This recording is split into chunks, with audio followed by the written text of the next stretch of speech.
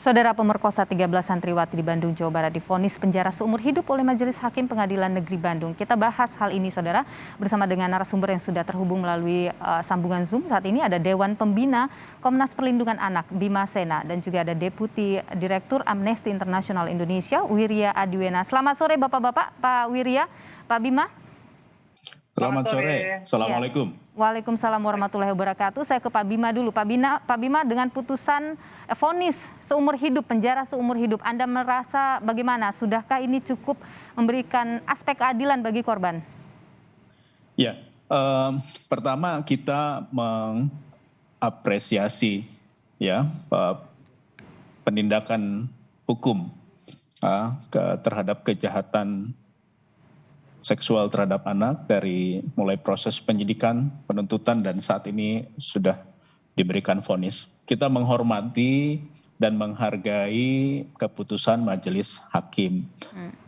Namun ketika disampaikan apakah ini sudah memenuhi keadilan, buat kami, buat para korban, hukuman seberat apapun tidak akan pernah dapat mengembalikan penderitaan para korban kejahatan seksual, khususnya anak-anak. Jadi maupun itu hukuman mati ataupun hukuman seumur hidup, itu tidak bisa mengembalikan. Jadi kalau kita dibilang apakah sudah memenuhi keinginan masyarakat atau memang sudah cukup atau apa, hukuman apapun sebetulnya tidak dapat dinilai adil ya. Oke.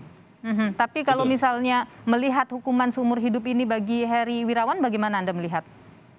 Ya, kami jelas berharap sesuai dengan tuntutan jaksa penuntut umum bahwa hukuman yang diberikan berharap sebagai hukuman mati. Ya. Namun sampai saat ini ketika majelis hakim memberikan putusan hukuman seumur hidup, kita hargai, kita hormati itu. Nah, kekecewaan jelas ada khususnya dari keluarga korban. Anda sempat berkomunikasi?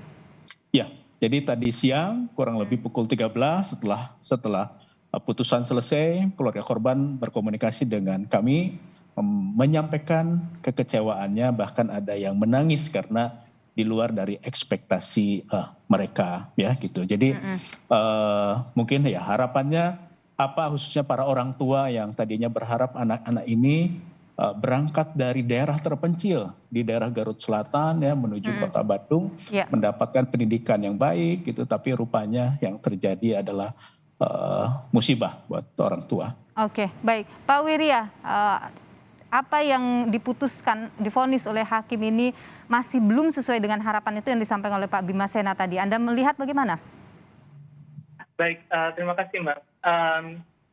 Menyambung dari apa yang dikatakan Pak Bima Sena tadi, memang dari kasus ini kita melihat betapa kompleksnya itu kekerasan seksual. Dan saat kita bicara soal keadilan, bagaimana berlapis-lapisnya kita bicara soal keadilan, termasuk tentang hak-hak korban. Nah, kita juga melihat banyak sekali masyarakat merasa geram atas kejadian ini. Yang ingin kami soroti itu sebenarnya adalah penangkapan pelaku, proses hukum, dan vonis yang datang kemudian terhadap pelaku itu adalah satu aspek yang sangat penting. Dan di sini sebenarnya yang juga sama pentingnya itu adalah aspek-aspek lain seperti pemenuhan hak-hak korban. Ya. Antara lain termasuk pemulihan. Di sini kita sama-sama setuju bahwa keadilan bagi korban diperlukan. Salah satu aspek keadilan itu adalah pemenuhan hak korban. Nah, di sini kami ingin kembali menggaungkan pentingnya perlunya ada undang-undang yang mengatur pemenuhan hak-hak korban secara komprehensif. Jadi hak-hak yang pemulihan itu tadi disebutkan juga soal restitusi, perlu benar-benar diatur agar kita bisa memberikan masa depan yang lebih baik bagi para korban. Oke, tapi Pak Wirya, sebelum kita bicara soal restitusi bagi para korban, tetapi kalau dari sisi vonis yang diberikan penjara seumur hidup, bagaimana Anda melihat itu? Karena harapannya adalah sesuai dengan jaksa penuntut umum, tuntutan dari JPU, yaitu hukuman mati dan kebiri. Baik, Amnesty International tentu saja kami menolak hukuman mati. Karena kami menganggap bahwa ini adalah penghukuman yang tidak manusiawi. Tapi ini bukan berarti kami mengerdilkan pandangan-pandangan korban dan keluarga korban tentang hal ini. Yang kami ingin tunjukkan juga, Bapak dan Ibu sekalian, itu adalah penghukuman satu kasus saja tidak akan mengubah situasi kedaruratan kekerasan seksual di Indonesia. Dan harusnya kasus Heri Wirawan ini menunjukkan betapa pentingnya, betapa gentingnya situasi kedaruratan kekerasan seksual di Indonesia, sehingga yang paling penting adalah kita belajar dari kasus ini dan mewujudkan perlindungan yang menyeluruh bagi masyarakat terhadap kekerasan seksual. Penghukuman pelaku tetap perlu dilakukan secara adil dan memenuhi aspek-aspek hak asasi manusia. Dan pada saat yang bersamaan kita juga harus mengesahkan undang-undang yang memastikan pelindungan tersebut. Oke, publik kan mengharapkan kalau mau ngasih efek jerah, hukumannya yang paling berat yaitu hukuman mati dan kebiri. Itu publik mengharapkan itu akan memberikan efek jerah yang luar biasa bagi para pelaku kekerasan seksual. Tapi itu tidak terjadi. Bagaimana, Pak Wirya? Sejauh ini kami tidak menemukan bukti dalam literatur yang ada bahwa hukuman mati dapat menyebabkan efek jerah. Ini tidak terjadi pada kasus narkotika, tidak terjadi pada kasus korupsi, dan juga tidak pada kasus kekerasan seksual. Kalau publik, kami setuju dengan publik bahwa kita ingin kasus kekerasan seksual itu tidak lagi terjadi. Nah, yang diperlukan untuk itu adalah akuntabilitas, pelindungan hukum yang lebih jelas. Jangan sampai saat ada orang ingin melaporkan kasus kekerasan seksual atau pelecehan seksual, itu kemudian dimentahkan. Seperti yang kadang-kadang kita sepakat juga dengan hal itu, Pak Wirya. Kita sepakat hal itu. Tapi Pak Bima, kalau Anda menilai bahwa kalau tadi disampaikan hukuman mati belum bisa membuat efek jerah gitu, tidak ada bukti yang jelas mengatakan bahwa hukuman mati bisa memberikan efek jerah. Tanggapan Anda? Ya, jadi kalau kita bicara efek jerah, hukuman apapun bagi para pelaku kejahatan tidak akan membuat mereka efek jerah. Ya, hukuman apapun kita bisa lihat ya. Para penjahat-penjahat ini, para predator-predator anak ini tidak melihat hukuman di dunia, ya. Hukuman Tuhan pun mereka abaikan. Ya, jadi bentuknya apapun, ya, hukuman apapun buat mereka tidak akan membuat efek jerah. Tapi kita menggunakan instrumen hukum yang ada, ya, instrumen hukum yang ada yang masih diatur di dalam undang-undang kita, ya, khususnya Undang-Undang Perlindungan Anak. Di situ masih ada hukuman terberat, yaitu adalah hukuman mati. Nah, kita menggunakan instrumen itu, gitu, Mbak. Oke, jadi Anda tetap bahwa hukuman mati itu adalah yang paling berat dan itu ada instrumennya, Pak Wirya. Ada loh instrumennya, Pak Wirya, soal hukuman mati ini, apalagi untuk di Undang-Undang Perlindungan Anak. Betul, saat ini memang masih ada instrumen untuk untuk hukuman mati di Undang-Undang Indonesia. Tapi Mbak, juga ada instrumen untuk melindungi hak asasi manusia, Deklarasi Universal Hak Asasi Manusia, yang di sana pun melindungi hak untuk hidup, termasuk kepada pelaku kejahatan. Nah, di sini kembali kita tekankan, kami bukannya ingin melindungi pelaku kejahatan, tapi kami justru ingin melindungi orang-orang yang di masa depan yang mungkin tidak bersalah untuk divonis hukuman mati juga. Tapi ketika terbukti bersalah, misalnya seperti yang terjadi dalam kasus ini? Kami pikir hukum yang diberikan, vonis yang diberikan hari ini sudah mencukupi untuk hal tersebut. Pak Bima, ada hak asasi manusia yang dilanggar ketika hukuman mati terjadi. Gimana Pak Bima? Ya, jadi kalau kita melihat dari aspek hak asasi manusia, ya, itu akan menjadi satu buah perdebatan, ya, gitu. Jadi kami juga sepakat ya, hukuman mati itu tidak akan membuat efek jerah. Tapi ketika undang-undang masih mengatur itu dan ada, kita penegakan hukum dari teman-teman penegak hukum menggunakan instrumen itu, ya.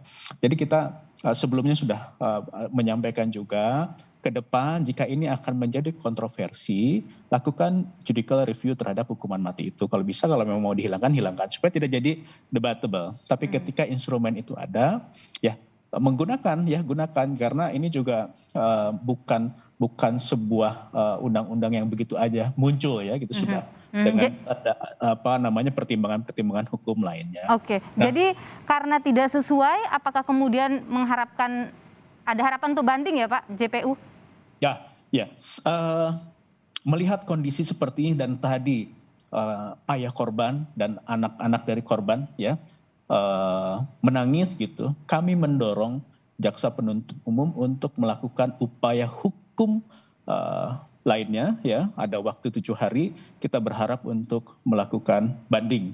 Ya, gitu. Kita harap JPU untuk bisa mengambil langkah-langkah itu. Oke. Ya gitu. Jadi bukan untuk memuaskan, bukan. Karena tadi hukuman seberat apapun bagi pelaku kejahatan, mereka ada kesempatan mereka lakukan kejahatan itu. Gitu. Oke, ada harapan untuk banding Pak Wirya. Jadi itu artinya tetap mengharapkan hukuman pada hukuman mati dan kebiri. Baik, tentu bagi misalnya korban ingin melakukan banding itu adalah hak korban dan keluarga korban, tapi kami kembali mendorong mengingatkan bahwa pada dasarnya hukuman mati itu tidak sesuai dengan hak asasi manusia. Berdasarkan instrumen-instrumen hukum internasional ini jelas dianggap sebagai hukuman yang tidak manusiawi dan kejam dan merendahkan martabat manusia. Meskipun ada instrumennya, jelas meskipun kejahatan dilakukan juga melanggar hak orang lain. Ya. Betul, dan pada saat yang bersamaan juga tidak memberikan efek jera dan secara undang-undang pun berpotensi untuk digunakan terhadap orang-orang tidak bersalah ke depannya. Oke, tapi kalau kita bicara korban ya Pak Wirya, 13 anak Pak Wirya, hukumannya kan harusnya publik ini mengharapkan hukumannya harus berat, karena ini menyangkut soal hak untuk mendapatkan masa depan bagi anak-anak ini dan anak-anak yang dilahirkan. Betul, dan karena itu kami kembali kepada poin pertama saya, ini seharusnya menjadi momentum yang sangat penting bagi kita untuk membicarakan pemenuhan hak-hak korban. Tadi sudah disampaikan catatan tentang restitusi misalnya, yang ternyata dianggap kurang memuaskan, mari kita bicarakan hal tersebut. Mari kita bicarakan masa depan korban dan keluarga korban, mari kita bicarakan bagaimana kita bisa memberikan keadilan ke depannya juga untuk korban dan keluarga korban. Oke, tapi Pak Wirya, kalau Anda melihat hukuman yang paling baik atau paling tepat diberikan kepada pelaku kejahatan dengan kejahatan luar biasa seperti ini apa? Kalau bukan hukuman mati dan kebiri? Kami lihat saat ini vonis yang diberikan hukuman seumur hidup kepada Heri Wirawan itu sudah mencukupi. Sudah cukup dengan hukuman seumur hidup? Betul. Oke, Pak Bima, kalau dari Anda sekarang, Anda tadi mengharapkan akan ada banding, tentu kita akan tunggu nanti bagaimana JPU melihat ini. Tapi kita juga bicara soal restitusi terhadap para korban. Apa yang Anda harapkan ke depannya ini? Ya, tadi disampaikan sama majelis bahwa restitusi menjadi tanggung jawab negara ya. Itu juga sudah cukup. Itu juga nilainya juga kita melihat juga tidak berkeadilan justru ya, karena setiap korban juga berbeda-beda nilainya, itu juga hitungannya kita tidak tahu bagaimana ini kita mesti pertanyakan kepada yang menyampaikan itu ya.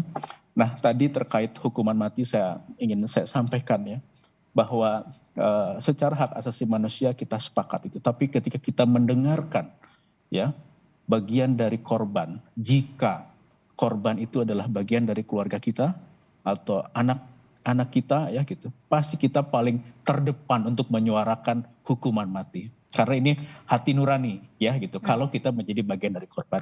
Oleh karena itu instrumen undang-undang, instrumen hukum ini jika masih menjadi debatable terhadap hukuman mati, mari ya ada tempatnya ya untuk bisa apakah perlu dirubah atau tidak. Gitu. Oke, baik Pak Wirya, singkat saja apa yang ingin Anda sampaikan terakhir.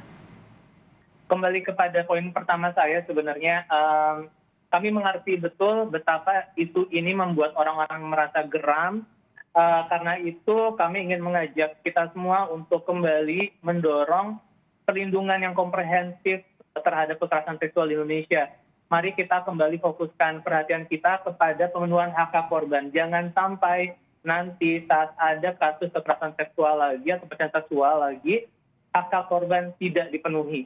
Oke, Wirya Adiwena, Deputi Direktur Amnesty International Indonesia, terima kasih untuk informasi Anda di Kompas Petang, dan juga Pembina Komnas Perlindungan Anak, Pak Bima Sena, terima kasih juga, sehat-sehat selalu.